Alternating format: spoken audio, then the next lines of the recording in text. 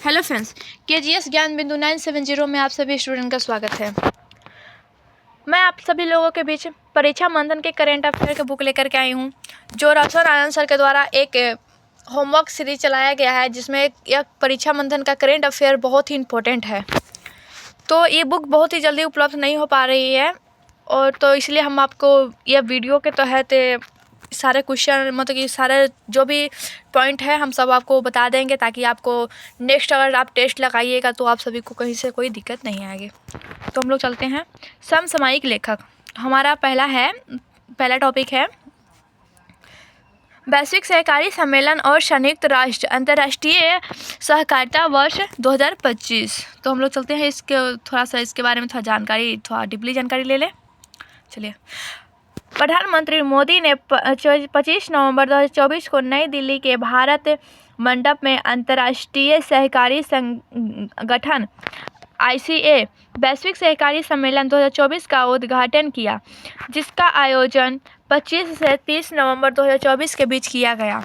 साथ ही अवसर पर संयुक्त राष्ट्र अंतर्राष्ट्रीय सहकारिता वर्ष 2025 का शुभारंभ किया गया। अब हमारा नेक्स्ट है ICA वैश्विक सहकारी सम्मेलन 2024 के बारे में। यह सम्मेलन वैश्विक सहकारी आंदोलन के लिए अग्रणीय निकाय है। इस सम्मेलन का विषय सहकारिता सभी के लिए समृद्धि का निर्माण करती है। इस आयोजन भारतीय किसान उर्वरक सहकारी लिमिटेड द्वारा ICA भारत सरकार तथा भारतीय सहकारी संस्थाओं अमूल एवं कृषकों के सहयोग से किया गया है।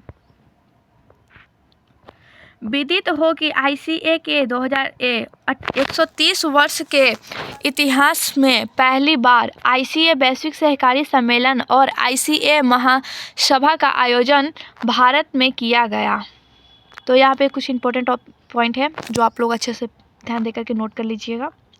भूटान के प्रधानमंत्री देशों सेरिंग टोब्गे और फिजी के उप प्रधानमंत्री मनोवा कामिकाओ की और 100 से अधिक देशों के लगभग 3000 प्रतिनिधित्व भी उपस्थित रहे।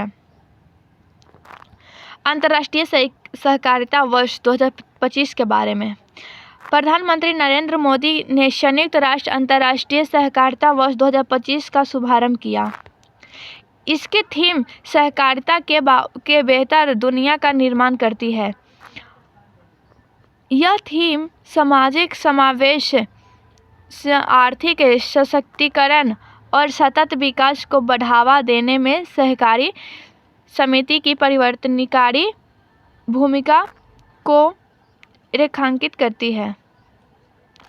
इसका उद्देश्य दुनिया की सबसे बड़ी चुनौती का समाधान करने में सहकारी उद्यमों की शक्ति को प्रदर्शित करना। अब इसके बारे में थोड़ा सा नोट है जो इम्पोर्टेंट इसमें लगा हुआ है, उसको कर लेते हैं नोट। इस दौरान प्रधानमंत्री नरेंद्र मोदी ने एक स्मारक डाक टिकट की जारी किया है, जो सहकारिता आंदोलन के प्रति भारत की प्रतिबद्धता का प्रतीक है। इस टिकट पर कमल का फूल है, जो शांति, शक्ति, लचीलापन एवं विकास का प्रतीक है। यह संधारणीयता व सामुदायिक विकास के सहकारी मूल्यों को दर्शाता है। कमल की 5 पंखुड़ियाँ प्रकृति के 5 तत्व। अब आते हैं इसके पे 5 तत्व का प्रतिनिधित्व करती है, जो पर्यावरण, सामाजिक एवं आर्थिक संधारणीयता के प्रतीक सहकारी समितियों की प्रतिबद्धता को दर्शाती है। इस डिजाइन में कृषि, डेयरी, मत्स्य पालन, उपभोक्ता सहकारी समितियां और आवास जैसे क्षेत्र को भी शामिल किया गया है। अंतर्राष्ट्रीय सहकारी संगठन के बारे में वर्ष 1895 में प्रथम सहकारी कांग्रेस के द्वारा लंदन में स्थापित यह सबसे पुराने और सबसे बड़े गैर सहकारी संगठनों में से एक है। यह दुनिया भर में लगभग 3 मिलियन सहकारी समितियों के साथ ICA सहकारी आंदोलन के लिए शीर्ष निकाय के रूप में कार्य करता है। यह सहयोग ज्ञान के आदान प्रदान एवं समन्वित कार्रवाई के लिए एक वैश्विक मंच प्रदान करता है। ICA वैश्विक स्तर पर 1 बिलियन सहकारी सदस्यों का प्रतिनिधित्व करता है। ICA के 105 देशों में 306 से अधिक सदस्य संगठन हैं। इसके सदस्यों में अंतर्राष्ट्रीय और राष्ट्रीय सहकारी गठन शामिल है जो कृषि, बैंक, उपभोक्ता वस्तु, मत्स्य पालन, स्वास्थ्य, आवास, बीमा, उद्योग एवं सेवाओं जैसे आर्थिक क्षेत्रों की एक विस्तृत श्रृंखला का प्रतिनिधित्व करते हैं। भारत में सहकारी क्षेत्र। नेक्स्ट पॉइंट है, भारत का अंतर्राष्ट्रीय सहकारी आंदोलन दुनिया के सबसे बड़े व सबसे विविध आंदोलन में से एक है, जिसमें लाखों लोगों के साथ साथ कृषि, बैंक, आवास एवं ग्रामीण विकास जैसे कई क्षेत्र शामिल हैं। 14 नवंबर 1960 को भारत के प्रथम प्रधानमंत्री जवाहरलाल नेहरू ने नई दिल्ली में ICA क्षेत्रीय कार्यालय एवं शिक्षा केंद्र का आधिकारिक रूप से उद्घाटन किया था। भारत अंतर्राष्ट्रीय सहकारी संगठन एशिया प्रशासन के विकास एवं सफलता में एक केंद्रीय भूमिका में रहा है। सहकारी केंद्र के विकास के लिए वर्ष 2021 में सहकारिता मंत्रालय की स्थापना की गई। इस मंत्रालय का लक्ष्य सहकारी संचालित आर्थिक मॉडल को बढ़ावा देना है जो हर गांव तक पहुंचे और सभी क्षेत्रों में सामाजिक एवं आर्थिक सहयोग का मजबूत करे। भारत में सहकारी समितियों के प्रकार। अब हमारे पास सहकारी समिति के प्रकार हैं, आइए पढ़ते हैं। उपभोक्ता सहकारी समिति,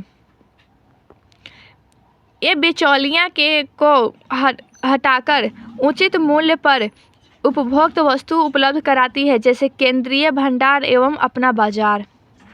सेकेंड, उत्पादक सहकारी समिति, ये छोटे उत्पादों को कच्चे माल एवं उपकरण उपलब्ध कराकर सहकार करती है, जैसे अपोको एवं हरियाणा हैंडलूम। सहकारी विपणन समितियां, ये छोटे उत्पादकों को उनके उत्पादों को सामूहिक रूप से विपणन करने में सहायता करती है। ये इसका नेक्स्ट है, जैसे गुजरात सहकारी दूध विपणन संघ अमूल। सहकारी ऋण समितियां, ये जमा स्वीकार करके और उचित ब्याज दरों पर ऋण प्रदान करके सदस्यों को वित्तीय सहायता प्रदान करती है। सहकारी कृषि समितियां, ये छोटे किसानों को सामूहिक कृषि पद्धतियों से लाभागी होने में सक्षम बनाती है। आवास सहकारी समितियां, ये समितियां अपने सदस्यों के लिए भूमि खरीदकर और उसका विकास करके किफ़ायती आवास विकल्प उपलब्ध कराती है। नेक्स्ट है, भारत में जनगणना और उससे संबंधित मुद्दे। जनगणना से कुछ प्रश्न मुद्दे हैं जो हमें अच्छे से पढ़ना है ताकि हमारे क्वेश्चन में टेस्ट वाले क्वेश्चन में आए तो हमसे छूटे नहीं। नवंबर 2024 में केंद्र सरकार ने निर्णय लिया कि वर्तमान में नवीनतम जनगणना के डाटा रिकॉर्ड करने की प्रक्रिया वर्ष 2025 में शुरू होगी और वर्ष 2024 में रिपोर्ट प्रकाशित की जाएगी। इसके मुख्य बिंदु बढ़ते हैं। विदित हो कि भारत में पिछले जनगणना वर्ष 2011 में की गई थी।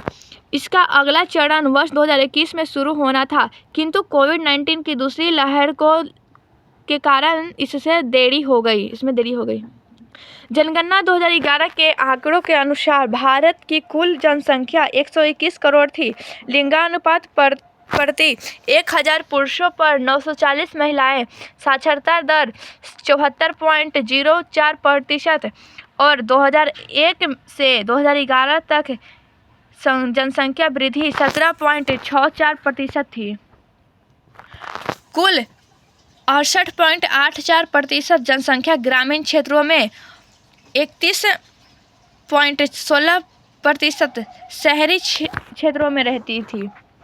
उत्तर प्रदेश सर्वाधिक आबादी लगभग 20 करोड़ वाला राज्य था, जबकि सबसे कम आबादी वाला केंद्र शासित प्रदेश लक्षद्वीप था, जिसकी जनसंख्या 64,429 थी।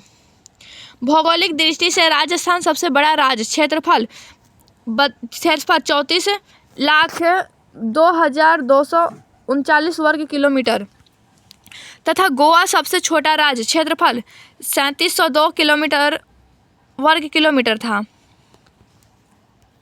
अब आते इसके जनसंख्या पर। जनगणना 2025 से संबंधित प्रमुख मुद्दे।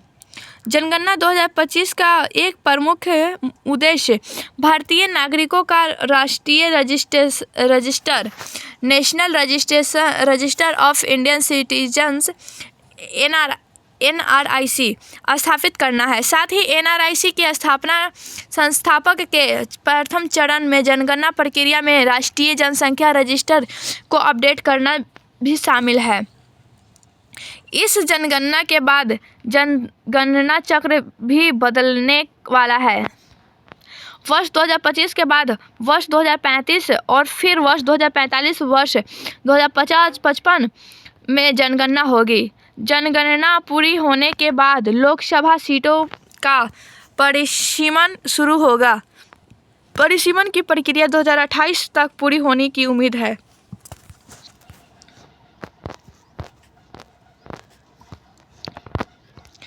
भारत सरकार ने अभी तक जाति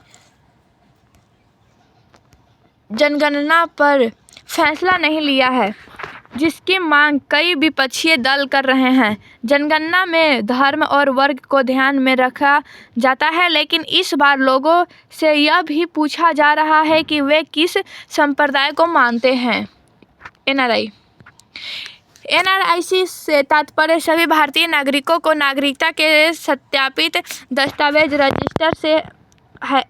इसका उद्देश्य भारत के सभी कानून नागरिकों का दस्तावेजीकरण करना है, ताकि अवैध अप्रवासियों की पहचान की जा सके और उन्हें निर्वासित किया जा सके। इसे नागरिकता अधिनियम 1955 में से वर्ष 2003 के संशोधन द्वारा अनिवार्य किया गया है। NRIC का लाभ। सत्यापित नागरिक रजिस्ट्री बनाए रखकर राष्ट्रीय सुरक्षा को बढ़ाना, पहचान सत्यापन को सुव्यवस्थित करना, पहचान धोखाधड़ी और दोहराव को कम करना और लक्षित कल्याण कार्यक्रमों को सक्षम करना, जो यह सुनिश्चित करते हैं कि लाभ करके पात्र प्राप्तकर्ता तक पहुँचे। NRIC के आधार में अंतर। आधार पहचान सत्यापन पर केंद्रित है और इसे कोई भी निवासी रख सकते हैं, जबकि NRIC का नागरिकता सत्यापन प्रणाली है जो नागरिकता का प्रमाण अनिवार्य करती है। इस प्रकार आधार मोटे तौर पर सभी नागरिकों के लिए समावेशी है, जबकि NRIC नागरिकों के लिए एक निश्चित रिकॉर्ड के रूप में कार्य करता है। आइए इसका नोट पढ़ते हैं। भारत में असम एकमात्र ऐसा राज्य है जहां वर्ष 2019 में राष्ट्रीय नागरिकता रजिस्टर NRC को अपडेट किया गया है। अवैध अप्रवासियों, विशेष रूप से बांग्लादेश से आने वाले लोगों की पहचान करने के उद्देश्य से इस प्रक्रिया में सख्त दस्तावेजीकरण आवश्यकताओं के कारण इसकी सटीकता और निष्पक्षता पर चिंता पैदा की, जिसमें कई ग्रामीण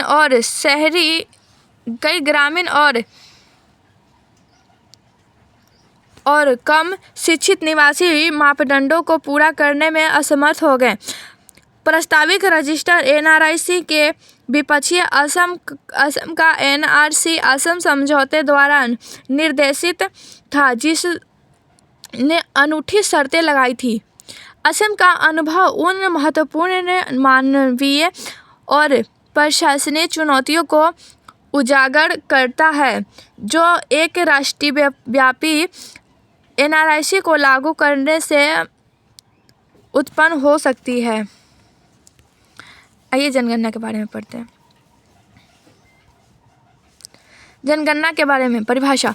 जनगणना को एक निर्देशित समय पर किसी देश या देश के किसी सुस्पष्ट भाग में सभी व्यक्तियों से संबंधित जनसांख्यिकीय, आर्थिक व सामाजिक डाटा संकलित करके मूल्यांकन करने, विश्लेषण करने व प्रकाशित करने की कुल प्रक्रिया के रूप में परिभाषित किया जाता है। उद्देश्य जनसंख्या के आधार, वितरण, संरचना एवं अन्य सामाजिक आर्थिक विशेषताओं के बारे में मानक जानकारी प्रदान करता है। यह जानकारी नीतियों व कार्यक्रमों की नियोजन, राष्ट्रीय व वैश्विक विकास एजेंडे के कार्यान्वयन की निगरानी और अनुसंधान के लिए आवश्यक होगी। दशकीय जनगणना का आधार। संयुक्त राष्ट्र की सिफारिश के अनुसार हर देश को प्रत्येक 10 साल में जनगणना करानी चाहिए। भारत में जनगणना का इतिहास। भारतीय इतिहास में सबसे प्राचीन साहित्य ऋग्वेद से पता चलता है कि 800 से 600 ईसा पूर्व के दौरान किसी तरह की जनसंख्या जनगणना की जाती थी। 321 से 296 ईसा पूर्व से के आसपास लिखे गए कौटिल्य के अर्थशास्त्र में कराधान के उद्देश्य से राज्य की नीति के उपाय के रूप में जनगणना पर जोर दिया गया था। मुगल सम्राट अकबर के शासन के दौरान प्रशासनिक रिपोर्ट आईने अकबरी में जनसंख्या, उद्देश्य, धन व कई अन्य विशेषताएं से संबंधित व्यापक डाटा शामिल था। ब्रिटिश काल में सर्वप्रथम 1824 ईस्वी में इलाहाबाद शहर में और 1827 से 28 में जेम्स प्रिंसेप द्वारा बनारस शहर में जनसंख्या की जनगणना की गई थी। तो ये प्राचीन काल से ही चल रही है। किसी भारतीय शहर की पहली पूर्ण जनगणना 1830 ईस्वी में हेनरी वाल्ट द्वारा ढाका में की गई थी। जो बांग्लादेश की राजधानी ढाका है, वहाँ पे की गई थी। ब्रिटिश भारत की पहली पूर्ण जनगणना 1872 ईस्वी में वायसराय लॉर्ड मेयो के काल में हुई थी। इसके बाद 1881 ईस्वी की जनगणना 17 फरवरी 1881 को भारत के जनगणना आयुक्त W.C. प्लोटेड द्वारा की गई थी। स्वतंत्रता के बाद पहली जनगणना वर्ष 1951 में और अंतिम जनगणना वर्ष 2021 में दर्ज की गई थी। वर्ष 2011 तक भारत की जनगणना 15 बार की जा चुकी है और वर्ष 2025 में भारत की 16वीं जनगणना दर्ज की जाएगी। भारत में जनगणना प्रक्रिया। भारत में जनसंख्या जनगणना की योजना और अधिसूचना भारत सरकार द्वारा जनगणना अधिनियम 1948 के प्रावधानों के तहत बनाई जाती है। यह संविधान के अनुच्छेद 246 के अनुसार संघ का विषय है। यह संविधान की 7वीं अनुसूची के क्रम संख्या 69 में सूचीबद्ध है। भारत की जनगणना की पूरी गतिविधियां गृह मंत्रालय के अधीन भारत के महापंजीयक और जनगणना आयुक्त के निर्देशों और मार्गदर्शनों के तहत निष्पादित की जाती है। यह कार्य सभी राज्य सरकारों और केंद्र शासित प्रदेशों के प्रशासन के प्रशासनिक समर्थन और सहयोग से की जाती है। प्रत्येक राज्य और केंद्र शासित प्रदेश में जनगणना संचालित निदेशकों के नेतृत्व में क्षेत्रीय कार्यालय जो अपने संबंधित क्षेत्राधिकार में जनगणना प्रतिनिधियों के संचालित के लिए जिम्मेदार है। जिला कलेक्टरों, नगर निगम आयुक्त को प्रधान जनगणना अधिकारी के रूप में नामित किया जाता है, जो संबंधित जिलों, नगरों, निगम में जनगणना के संचालन के लिए जिम्मेदार होते हैं। हमारा नेक्स्ट पॉइंट है भारत में जनगणना से संबंधित प्रमुख कानून। जनगणना अधिनियम 1948, नागरिकता अधिनियम 1955, जन्म एवं मृत्यु पंजीकरण अधिनियम 1969, जन्म और मृत्यु पंजीकरण संशोधन अधिनियम 2023। बाल विवाह मुक्त भारत अभियान। आइए हम बाल विवाह मुक्त भारत अभियान की ओर चलते हैं। तो 25 नवंबर 2024 को केंद्रीय महिला एवं बाल विकास मंत्री श्रीमती अन्नपूर्णा देवी ने नई दिल्ली में बाल विवाह मुक्त भारत राष्ट्रीय अभियान का शुभारंभ किया। तो बाल विवाह का शुभारंभ कौन किए थे? श्रीमती अन्नपूर्णा देवी ने। कहाँ पे किए थे? दिल्ली में किए थे 2024 में, 25 नवंबर 2024 में किए थे। बाल विवाह मुक्त भारत अभियान के बारे में। यह अभियान 25 नवंबर 2024 अंतर्राष्ट्रीय महिला विरोध हिंसा उन्मूलन दिवस से 10 दिसंबर 2024 मानव अधिकार दिवस तक चलाने वाला वैश्विक आंदोलन लिंग आधारित हिंसा। यह मतलब कि चला था कब से? 25 नवंबर 2024 से लेकर के 10 दिसंबर 2024 तक चला था। और 10 दिसंबर को क्या मनाया जाता है? 10 दिसंबर को मानव अधिकार दिवस मनाया जाता है और 25 नवंबर को अंतर्राष्ट्रीय महिला विरोध के दिवस के रूप में मनाया जाता है।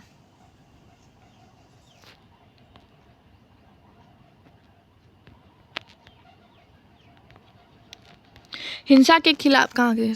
10 दिसंबर के रूप में मानवाधिकार दिवस मनाया जाता है। तो क्या हुआ? वैश्विक आंदोलन लिंग आधारित हिंसा के खिलाफ 16 दिवसीय कार्यक्रम के रूप में शुरू हुआ।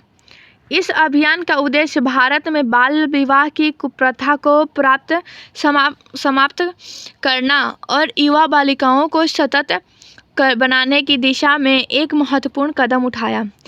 यह अभियान भारत के 2047 के विकास भारत के विजन के अनुरूप है, जिसमें जीवन के सभी क्षेत्रों में महिलाओं व बालिकाओं की पूर्ण, समान व सार्थक भागीदारी पर ध्यान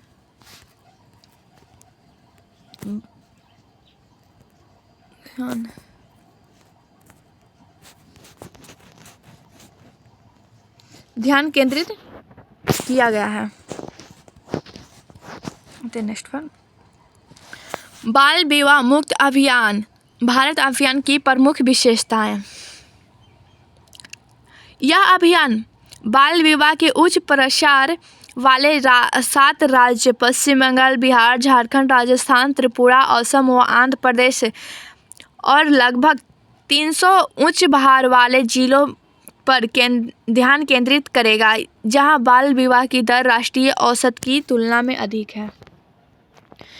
यह अभियान प्रत्येक राज्य और केंद्रशासित प्रदेश से वर्ष 2029 तक बाल विवाह दरों को 5% से कम करने में उद्देश्य एक कार्य योजना तैयार करने का आह्वान करता है। इस अभियान की एक प्रमुख विशेषता बाल विवाह मुक्त भारत पोर्टल का शुभारंभ है।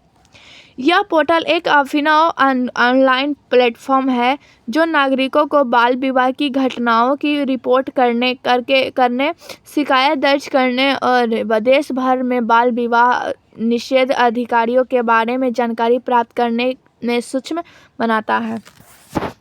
यह पोर्टल नागरिकों को सतत बनाने और बाल विवाह निषेध अधिनियम 2006 को लागू करने की दिशा में एक महत्वपूर्ण कदम है। भारत में बाल विवाह की स्थिति।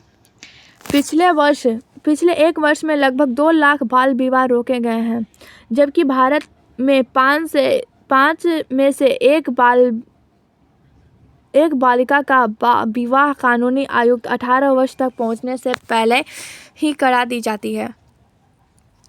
वर्ष 2006 में बाल विवाह रोकथाम अधिनियम की शुरुआत के बाद भारत में बाल विवाह 2019 से 21 में 47.4% से घटकर के 23.3% हो गया है।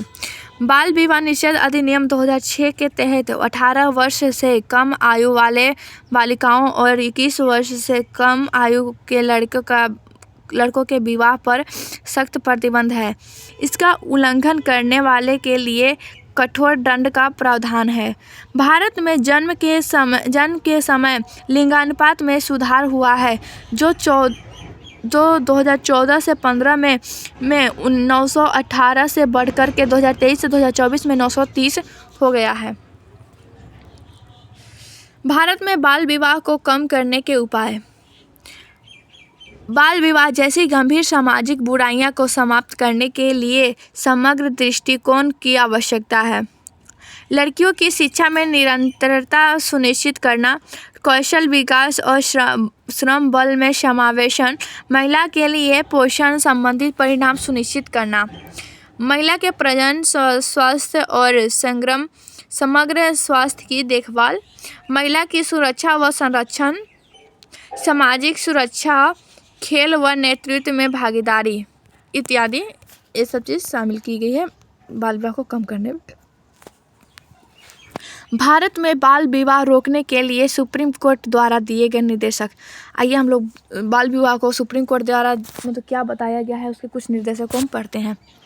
भारत में बाल विवाह एक ऐसी कुरीति है जो कई सदियों से चली आ रही है। हालांकि इसमें कमी के बावजूद अभी भी कई हिस्से ऐसे हैं जहां इसका चलन जारी है। ऐसे में मामलों की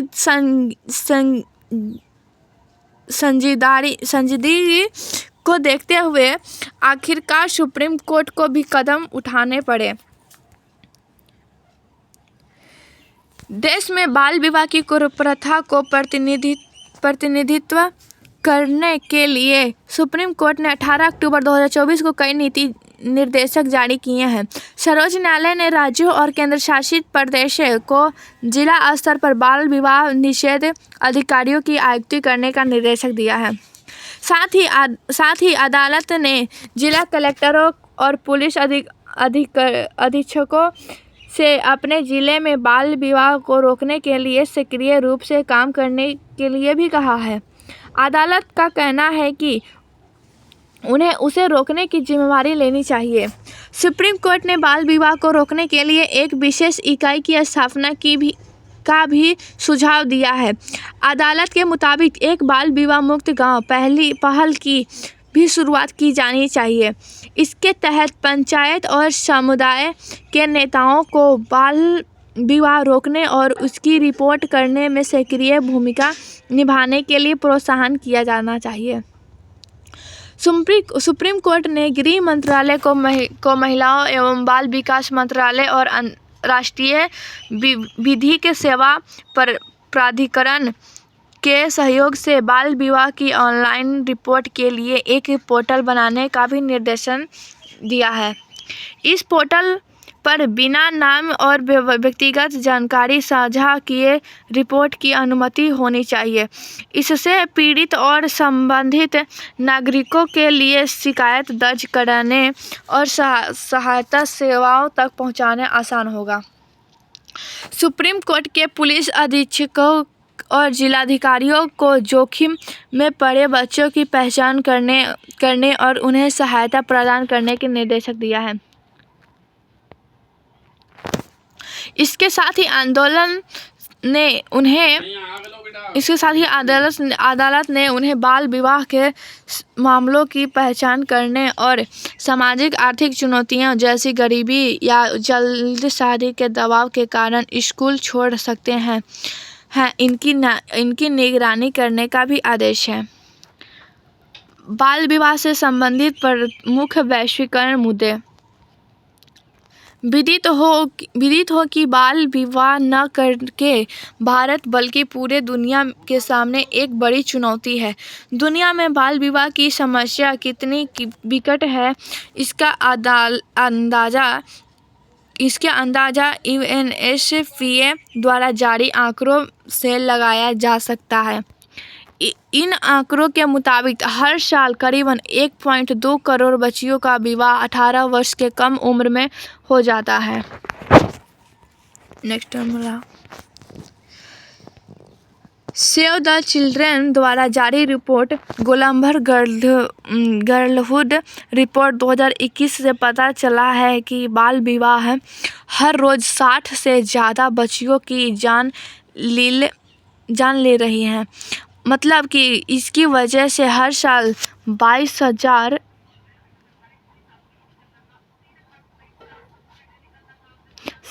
से ज़्यादा बच्चियों की मौत हो जाती है। इसकी वजह से दक्षिण एशिया में हर रोज़ 6 बच्चियां अपनी जान गंवा रही है।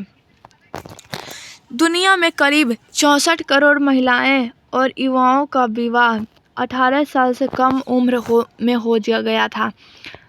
बाल विवाह की शिकार इसमें से करीब आधी महिलाएं और आधी दक्षिण एशिया में रह रही हैं, जिनकी कुल जनसंख्या 29 करोड़ है। यदि भारत की बात करें तो दुनिया में बाल विवाह की शिकायत करीब 1/3 महिलाएं और बच्चियां भारत में हैं। लगभग मतलब कि देश में करीब 21.7 करोड़ महिलाएं हैं। महिलाओं और बच्चियों का विवाह 18 वर्ष की उम्र से पहले हो गया था। इसके बाद बांग्लादेश में 4.2 करोड़, चीन में 3.5 करोड़, इंडोनेशिया में 2.6 करोड़ और नाइजीरिया में 2.4 करोड़, ब्राज़ील में 2.2 करोड़ और पाकिस्तान में दुनिया की 1.9 करोड़ बालिका वधू है। बाल विवाह को भले ही 1929 में ही प्रतिबंध कर दिया गया था, लेकिन आज भी यह पूरे भारत में बड़ी समस्या बनी है।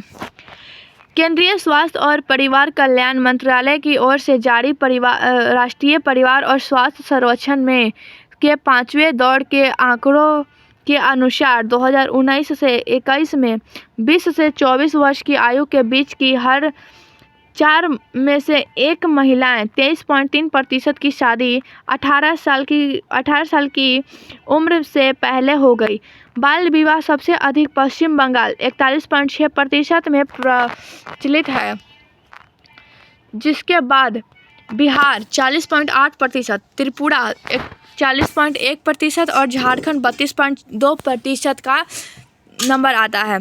असम में यह आंकड़ा 31.8% है। ऐसे में हमें नहीं भूलना चाहिए कि बच्चियों को भी अपने फैसले लेने का हक है। इन्हें भी पढ़ने, लिखने, खेलने और बेहतर भविष्य बनाने का अधिकार है और यह उससे छीना नहीं जा सकता। प्रधानमंत्री जनधन योजना के 10 वर्ष। आइए प्रधानमंत्री के जनधन योजना के बारे में पढ़ते हैं। 28 अगस्त 2024 को प्रधानमंत्री जनधन योजना के 10 वर्ष पूर्ण हुए हैं। प्रधानमंत्री द्वारा 15 अगस्त 2024 को इसकी घोषणा की गई थी और 28 अगस्त 2014 को इसे लागू किया गया था। 28 अगस्त 2024 को जनधन योजना लागू किया गया था और 28 अगस्त 2024 में इस प्रधानमंत्री के 10 वर्ष पूर्ण हो चुके हैं। मुख्य बिंदु। विदित हो कि केंद्र सरकार का लक्ष्य चालू वित्त वर्ष 2024 से 25 के दौरान पीएमजेवाई के तहत 3 करोड़ से अधिक खाते खोलना है।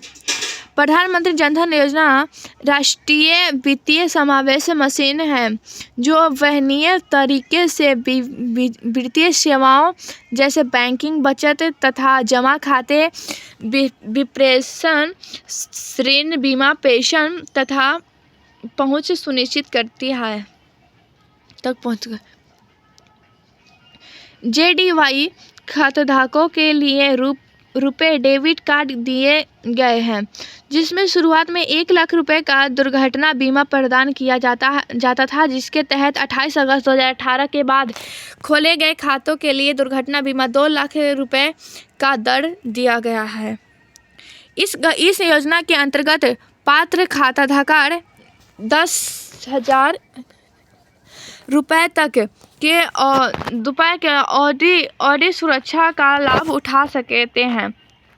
इस योजना में लाभार्थियों को उनकी मृत्यु पर 30,000 30,000 का जीवन बीमा सामान्य शर्तों के प्रतिपूर्ण पर देय होता है। योजना की सफलता।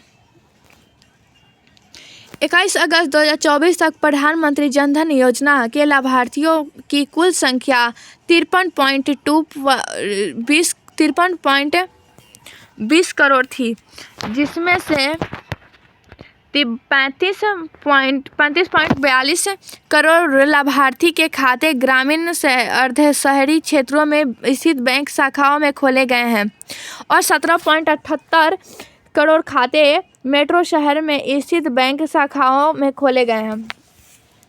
इस योजना के कुल लाभार्थियों में महिलाओं की संख्या आधे से अधिक 29.60 करोड़ है। सभी जनधन बैंक खातों में कुल मिलाकर रुपए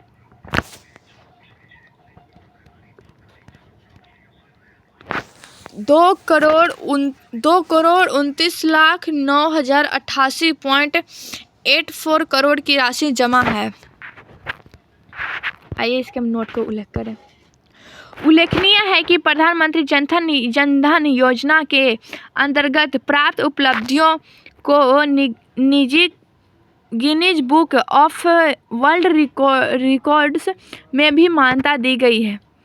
यह उपलब्धि भारत सरकार के वित्तीय सेवा विभाग को 23 से 29 अगस्त 2014 के बीच खोले गए सर्वाधिक खाते के लिए प्रदान है। प्रधानमंत्री जनधन योजना की उपलब्धिता। मार्च 2015 में पीएमजेडीवाई के 147 मिलियन खाते खोले गए थे, जो मार्च 2024 से 520 मिलियन खाते तक पहुंच गया। मार्च 2015 में जमा संग्रह 15,600 करोड़ रुपए था, जो मार्च 2024 में बढ़कर के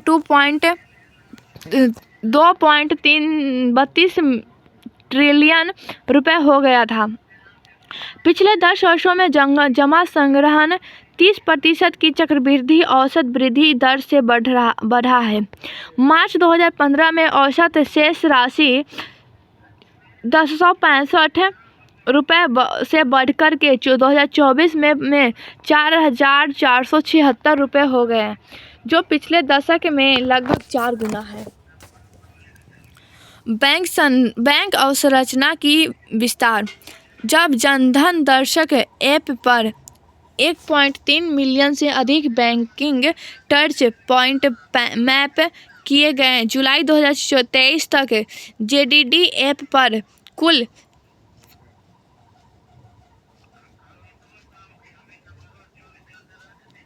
6,01,000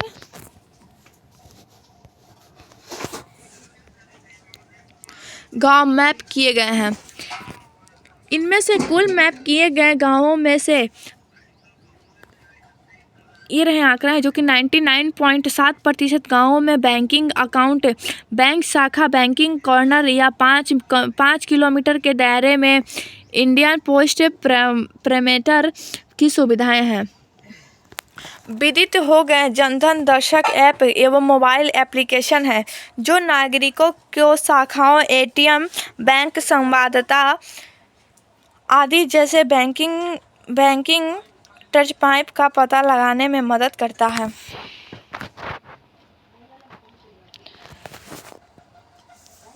ग्रामीण शहरी समानता। वित्त मंत्रालय के अनुसार पीएमजेडीवाई ने कुल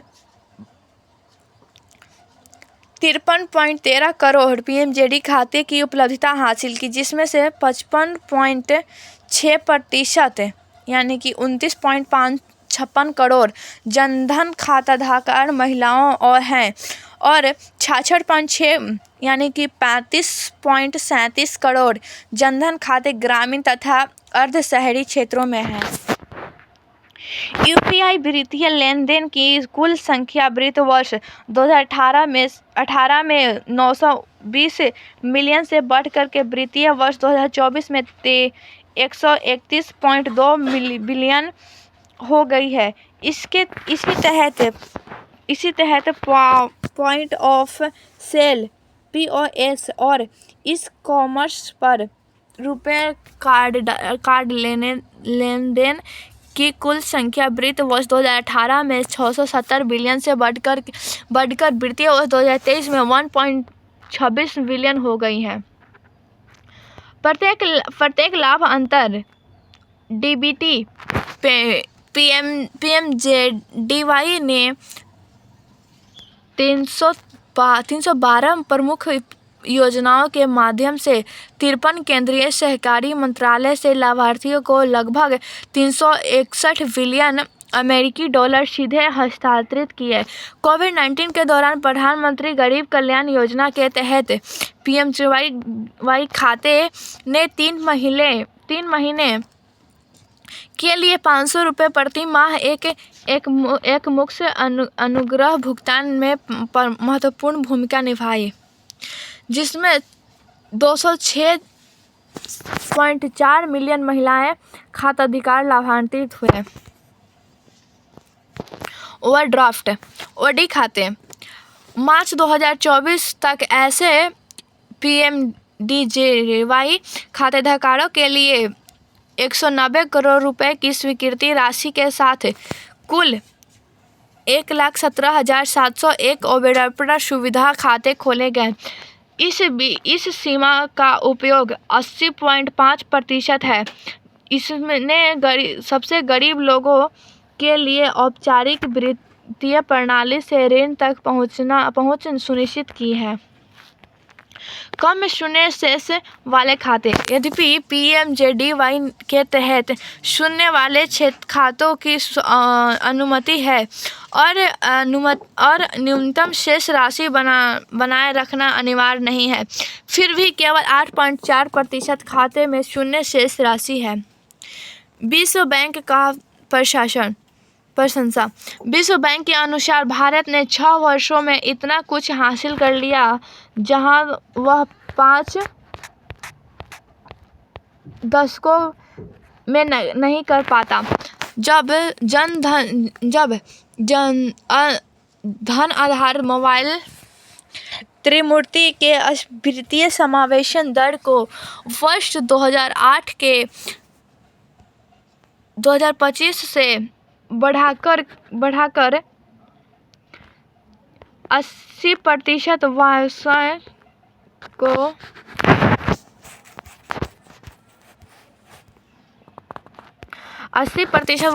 बढ़ा दिया है।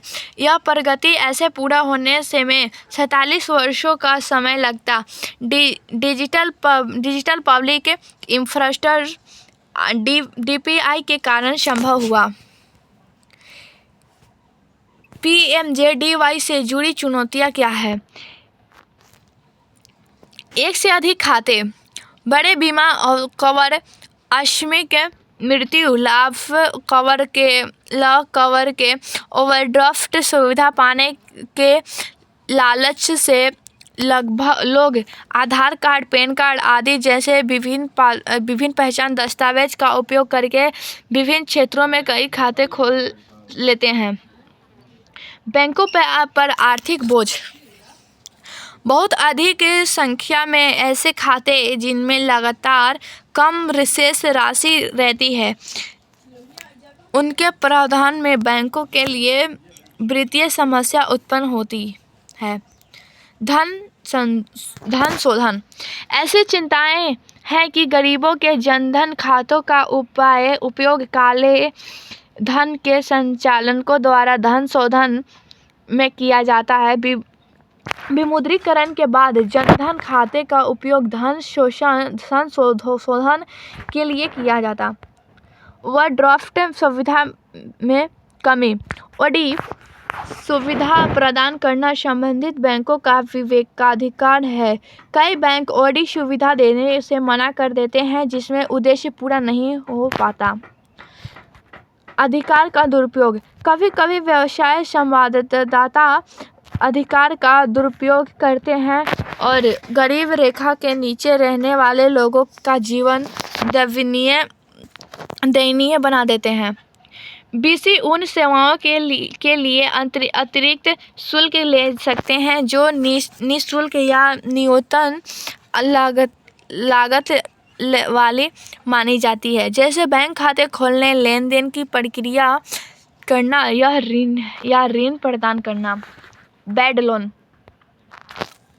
यह संभावना है कि ओवरड्राफ्ट सुविधा बैंकों के लिए बैड लोन के रूप में समाप्त हो सकती है, क्योंकि इस योजना में यह स्पष्ट नहीं किया गया है कि बैंक ऋण कैसे वसूल सकते हैं। अतीत में उनके ऋण माफी योजनाओं के कारण लोग ऋण में मुफ्त में मिलने वाले वस्तु मानने लगते हैं। वित्तीय एवं प्रौद्योगिकी निरक्षरता। बचत, उधार, निवेश और व्यय के बारे में निर्णय लेने के लिए ग्रामीण लोगों में जागरूकता, ज्ञान तथा कौशल की कमी। वित्तीय सेवा सेवा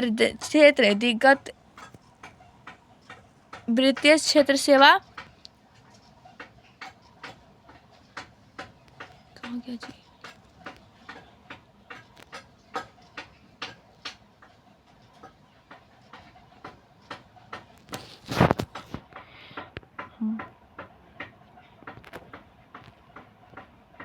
यही पढ़वा के था हमारा, थोड़ा सा मिस्टेक हो गया था, ऊपर नीचे हो गया।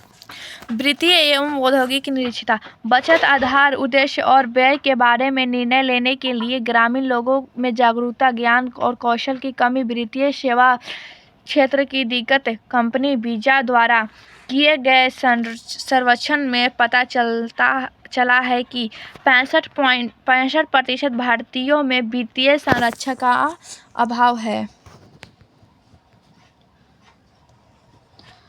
आइए मेक इन इंडिया पहल के 10 वर्ष। 25 दिसंबर 2024 को मेक इन इंडिया पहल के 10 वर्ष पूर्ण हुए। इस साल का शुभारंभ प्रधानमंत्री नरेंद्र मोदी ने 25 सितंबर 2024 को किया। इस पहल का उद्देश्य भारत में डिजाइन एवं विनिर्माण के लिए एक वैश्विक केंद्र के रूप में स्थापित करना था। विदित हो कि वर्तमान में मेक इन इंडिया 2.0 चरण में 27 क्षेत्रों को शामिल किया गया है, जो निम्न है। आइए हम इसके साथ 27 चरण को पढ़ते हैं।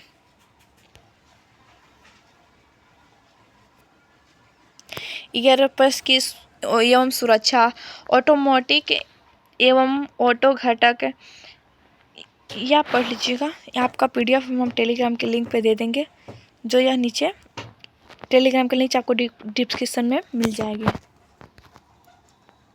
चलिए, मेक इन इंडिया पहल को सूक्ष्म बनाने के लिए उठाए गए प्रमुख कदम।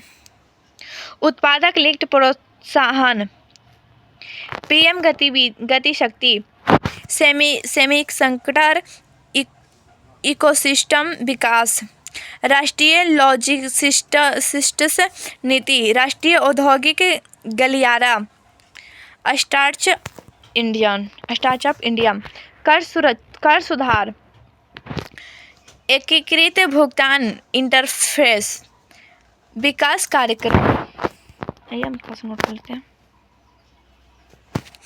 भारत में FDI प्रवाह में लगातार वृद्धि हुई, जो वर्ष 2014 से 15 में $45.15 बिलियन से बढ़कर वर्ष 2021 से 22 में रिकॉर्ड $84.83 बिलियन तक पहुंच गया। अप्रैल 2014 और अब मार्च 2024 के बीच भारत में $667.41 बिलियन का FDI आकर्षित किया।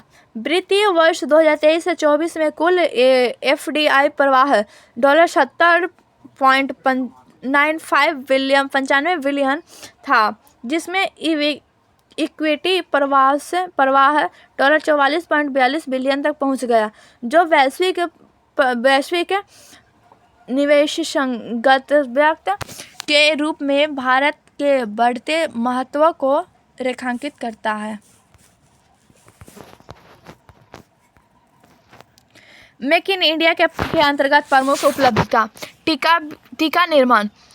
स्वदेशी रूम से निर्मित टीकों की मदद से भारत ने न केवल रिकॉर्ड समय को कोविड-19 टीकाकरण कवरेज हासिल किया, बल्कि दुनिया भर में कई विकासशील और विकसित देशों को जीवन संरक्षण टीकों का प्रमुख निर्यातक भी बन गया। वस्तुतः भारत दुनिया में लगभग 60% टीकों की आपूर्ति करता है।